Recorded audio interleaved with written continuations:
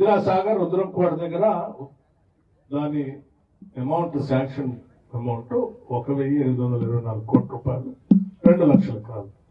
మొత్తంగా 2 ప్రాజెక్టులు కలిపి 4 లక్షల ఎకరాలకి 3,500 కోట్ల రూపాయలతో 505 కోట్ల రూపాయలతో 3,505 కోట్ల రూపాయలతో 2 ప్రాజెక్టుల్ని కంప్లీట్ చేసి ఈపీసీ సిస్టమ్ ద్వారా ఈ జిల్లాకి 4 లక్షల ఎకరాలు గోదావరి నీళ్లు ప్రవహించడం కోసం ఆ 2 ప్రాజెక్టులు మొదలు పెట్టడం జరిగింది. అప్పటికే రాష్ట్ర విభజన జరగకముందు 2 ప్రాజెక్టులకు సంబంధించినటువంటి పనులు మొదలు కావటం, చాలా పెద్ద ఎత్తున ముందుకు పోవటం, దాంట్లో 2 ప్రాజెక్టులకు సంబంధించి అప్పటికే ఖర్చు పెట్టినటువంటి డబ్బులు లెక్క చూస్తే రెండింటికి సంబంధించి దాదాపు 2,000 కోట్ల రూపాయలు అప్పటికే ఖర్చు పెట్టడం, దానికి సంబంధించిన పనులు పూర్తి చేయడం కూడా జరిగింది. ఇక కేవలం మిగిలింది 1,505 కోట్ల రూపాయలంటే 1,505 కోట్ల రూపాయలు. కేవలం మిగిలింది 1,505 కోట్ల రూపాయలతో మాత్రమే ఖర్చు చేస్తే 2 ప్రాజెక్టులు పూర్తయి 4 లక్షల ఎకరాల నీళ్లు ఇచ్చేటువంటి ఆ 2 ప్రాజెక్టుల్ని దురదృష్టవశాత్తు ఆనాటి టిఆర్ఎస్ ప్రభుత్వం కేసీఆర్ గారి నాయకత్వంలో దుర్మార్గమైనటువంటి ఆలోచన చేసి రెండింటినీ రీడిజైనింగ్ చేసి దాదాపు ఇవాళ ఇంక్లూడింగ్ సీతమ్మ సాగర్ బ్యారేజ్ తో సహా కలుపుకొని, ఎందుకంటే ఆ బ్యారేజ్ ఇప్పుడు రెండింటిని కలపడం వల్ల ఒక దగ్గర లిఫ్ట్ చేయడానికి సరిపోయేంత స్టోరేజ్ లేదు కాబట్టి బ్యారేజ్ కూడా కట్టాల్సిన పరిస్థితి ఏర్పడింది. దాంతో కూడా కలుపుకొని దాదాపు 24,000 కోట్లకి ఇది రీడిజైన్. అంటే మీ అందరూ ఆలోచన చేయండి, కేవలం 3,505 కోట్లతో అప్పటికే 2,000 కోట్ల రూపాయలు ఖర్చు పెట్టి కేవలం 1,505 కోట్లతో అయిపోయే ఈ ప్రాజెక్ట్ ని 24,000 కోట్ల రూపాయలకు రీడిజైనింగ్ చేసి పెంచి దాదాపు ఒక 7.5 నుంచి 8,000 కోట్ల రూపాయలు ఖర్చు పెట్టి దాన్ని కొత్త ఉంటే సరే. ఆనాడే ఉత్తమ్ కుమార్ రెడ్డి గారు శాసనసభలో రాష్ట్ర కాంగ్రెస్ కమిటీ అధ్యక్షుడిగా,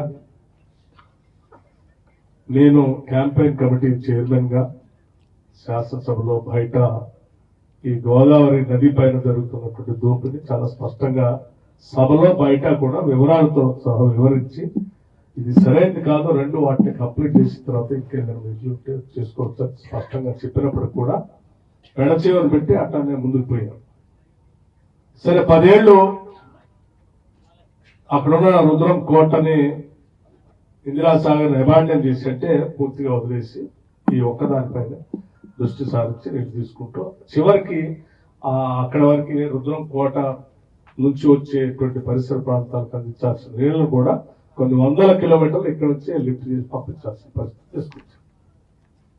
సరే కాంగ్రెస్ ప్రభుత్వం సరే ఈ దాష్టికాలన్నింటినీ గమనించినటువంటి ప్రజానికం వాస్తవాలను గమనం తీసుకొని కాంగ్రెస్ ప్రభుత్వాన్ని అధికారంలో తీసుకొని రావటం, వచ్చిన దగ్గర వెంటనే ఈ ఇరిగేషన్ ప్రాజెక్టు సంబంధించి ఎవరో ముఖ్యమంత్రి గారు రేవంత్ రెడ్డి గారు, ఉత్తమ్ కుమార్ రెడ్డి గారు, అట్లాగే జిల్లా నుంచి ప్రాతినిధ్యం వస్తున్నటువంటి నేను, రెవెన్యూ శాఖ మంత్రులు పొంగూరు శ్రీనివాస్ రెడ్డి గారు, వ్యవసాయ శాఖ మంత్రులు తుమ్మల నాగేశ్వరరావు గారు సుదీర్ఘంగా దీనిపైన రివ్యూ చేసి సరే ఇప్పటికే ఈ ప్రాజెక్టు రీడిజైన్ చేశారు, చాలా వరకు పనులు ముందుకు తీసుకొని పోయారు. దీన్ని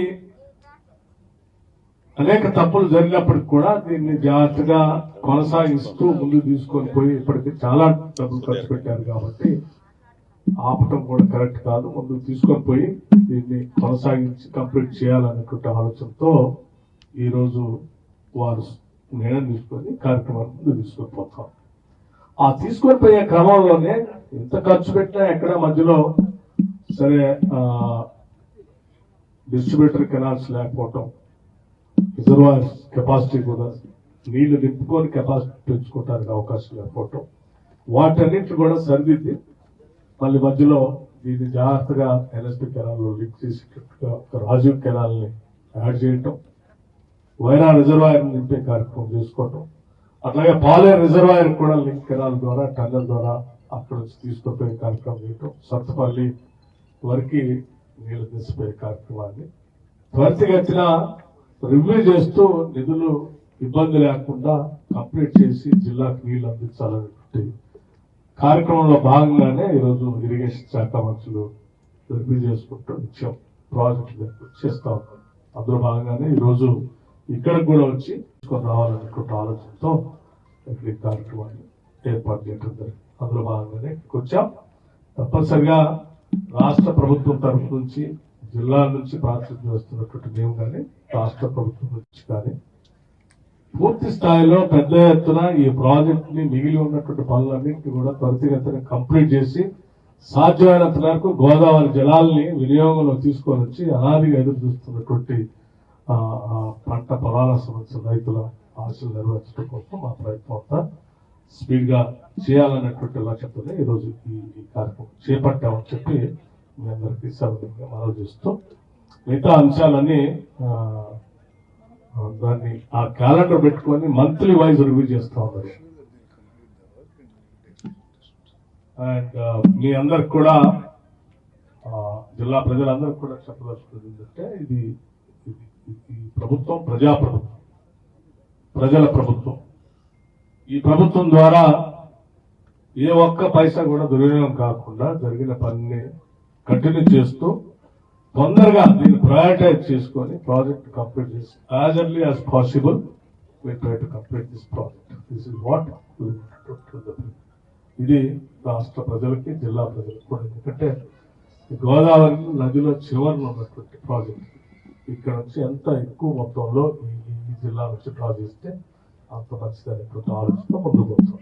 నమస్కారం, ధన్యవాదాలు. నేను గౌరవ మంత్రి మరియు రెవెన్యూ శాఖ మార్చులు దీనిపైన ప్రభుత్వం ఏర్పడిన దగ్గర నుంచి కంటిన్యూస్ గా మానిటర్ చేస్తూ దీన్ని త్వరితగా కంప్లీట్ చేయాలనే ఆలోచనతో ముందుకు పోతున్నటువంటి రెవెన్యూ శాఖ మంత్రులు పొంగులేటి శ్రీనివాస్ రెడ్డి గారిని కూడా మీడియా ఉద్దేశించి మాట్లాడవలసిందిగా నేను చేస్తా ఉన్నాను.